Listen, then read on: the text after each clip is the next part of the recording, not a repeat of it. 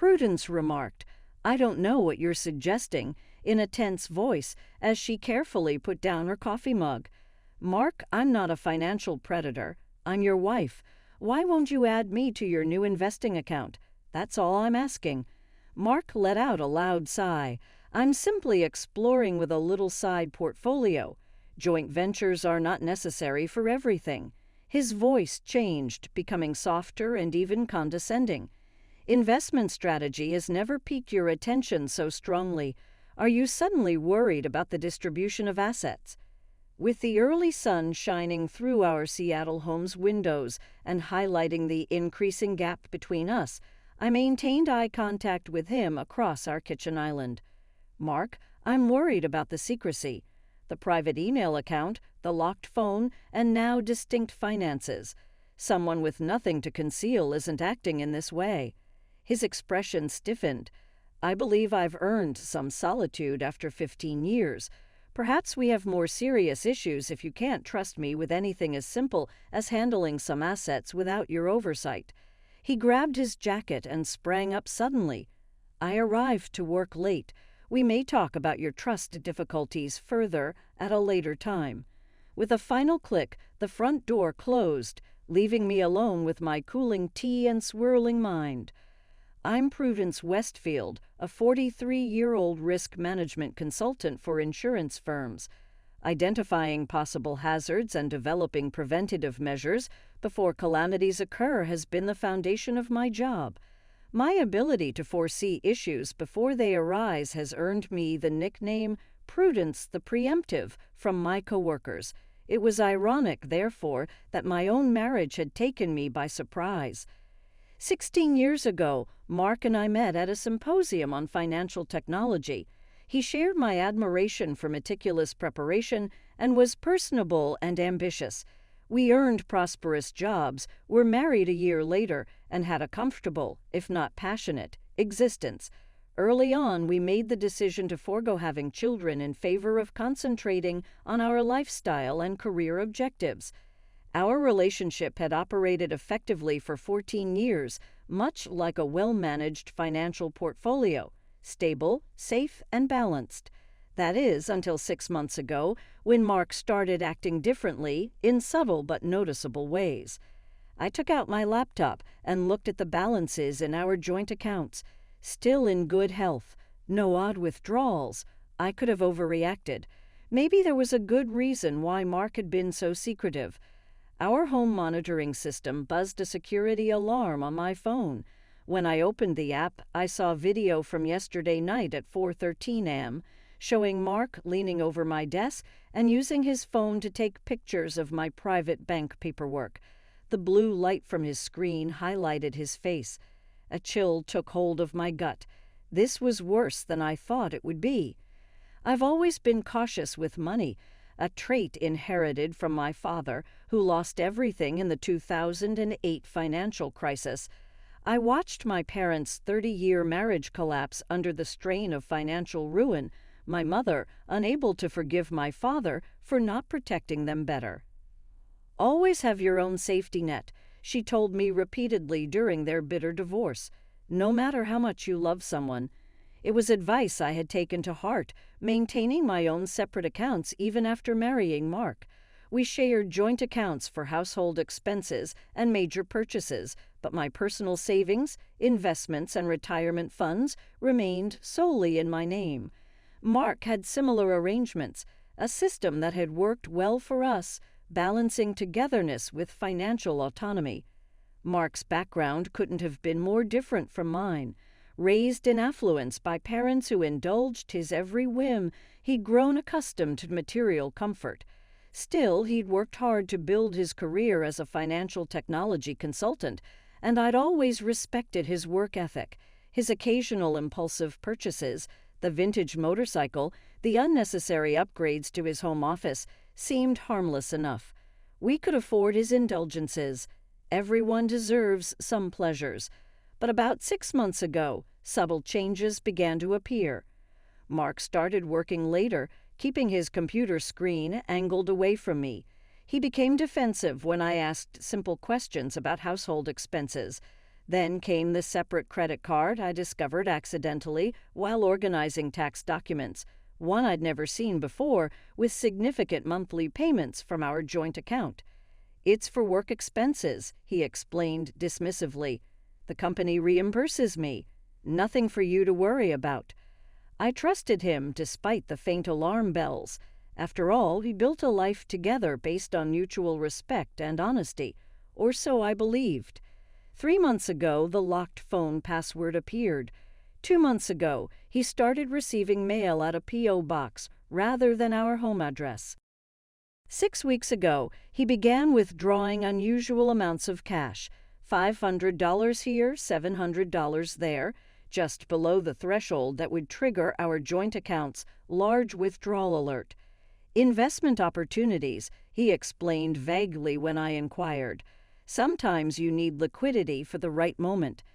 I nodded and pretended to accept his explanations, but privately I began paying closer attention.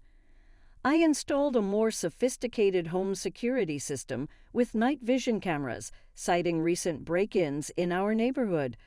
I created elaborate spreadsheets tracking our finances, noting every discrepancy, every unexplained expense.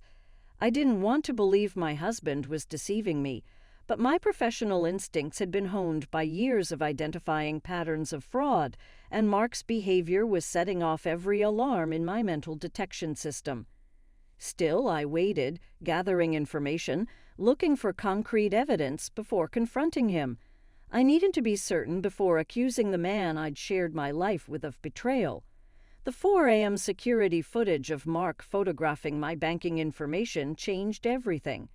No rational explanation could justify such behavior. I watched the clip repeatedly, studying his methodical movements. As he sorted through my papers, he carefully photographed my account numbers, passwords written in my personal shorthand, and monthly statements. That morning, after Mark left for work, I locked myself in my home office and began a comprehensive audit of all our financial accounts. Everything appeared normal at first glance. No unexplained transfers from our joint savings, no unusual credit card charges. But when I dug deeper into my personal accounts, the ones whose details Mark had photographed, I discovered something that made my blood run cold. Someone had attempted to add a new user to my primary savings account, an authorized user with full access privileges. The request had been made online using my credentials, but was pending approval via a confirmation process that required a phone call from the bank, a call I had not yet received. My hands trembled as I dialed the bank's fraud department. The friendly representative confirmed my suspicions. A change request had been initiated the previous day, attempting to add Mark as an account holder with full privileges. "Would you like to approve this request, Miss Westfield?" she asked. "Absolutely not," I replied, my voice steadier than I felt. "In fact, I need to report potential identity theft. I did not initiate this request." The implications were staggering. Mark wasn't just being secretive. He was actively attempting to gain access to my personal assets without my knowledge or consent. The betrayal cut deep, leaving me breathless with its magnitude. The bank representative was efficient and compassionate, helping me lock down my accounts, change all passwords, and place fraud alerts on my credit. "You should file a police report," she advised. "Even if you don't want to press charges, it creates an official record of the incident." I thanked her but hesitated. Filing a police report against my own husband seemed like crossing a line that couldn't be uncrossed. Despite everything, some part of me still hoped for an explanation, some misunderstanding that could salvage the ruins of our marriage. That evening, I confronted Mark. "Someone tried to add an authorized user to my personal savings account," I said carefully, watching his reaction over dinner. The bank flagged it as suspicious. His fork paused midway to his mouth, a flicker of something, surprise, alarm, crossing his face before he composed himself. "That's concerning. Did they say who?" The lie came so smoothly that I almost doubted what I knew to be true. Almost. "They're investigating," I replied, matching his casual tone. I've changed all my passwords just to be safe. A muscle twitched in his jaw. Good idea. Can't be too careful these days. That night, I lay awake beside him, listening to his even breathing, wondering how well I truly knew the man I'd married. What else was he planning? How far would he go? And perhaps most troublingly, why now, after 15 years of apparent contentment? I needed answers, and I needed protection.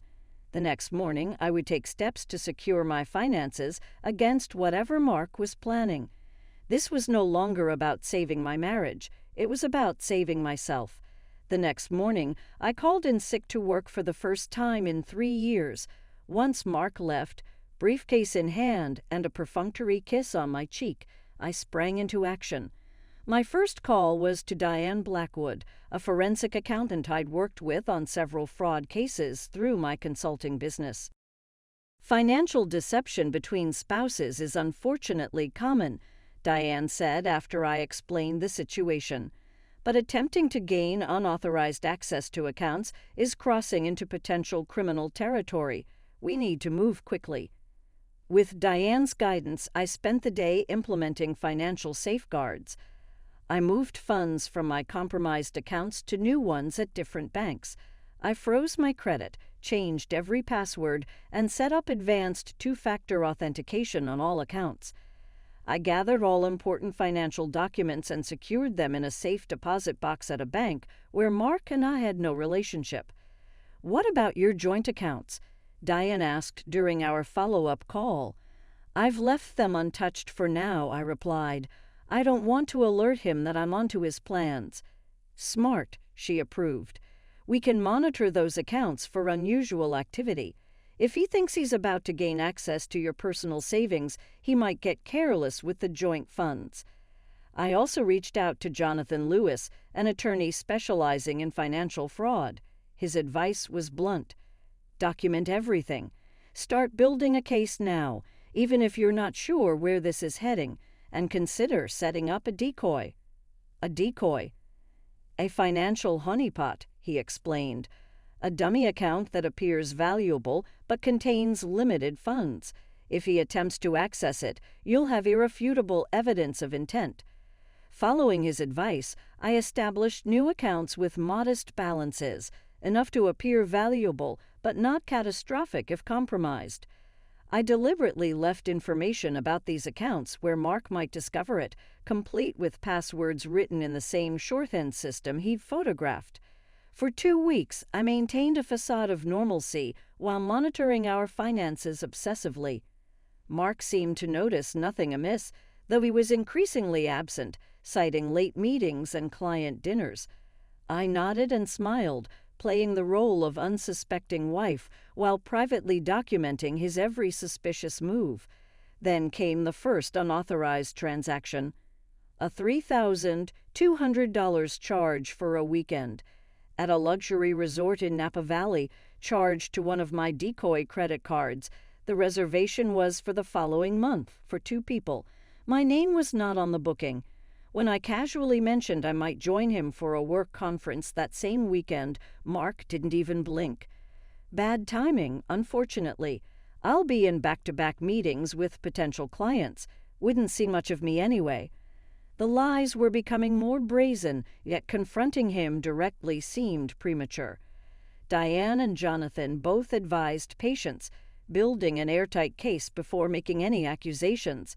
"He hasn't accessed the main decoy account yet," Diane noted during our weekly check-in. The credit card charges, while concerning, could be explained away as mistakes or misunderstandings. We need something to finish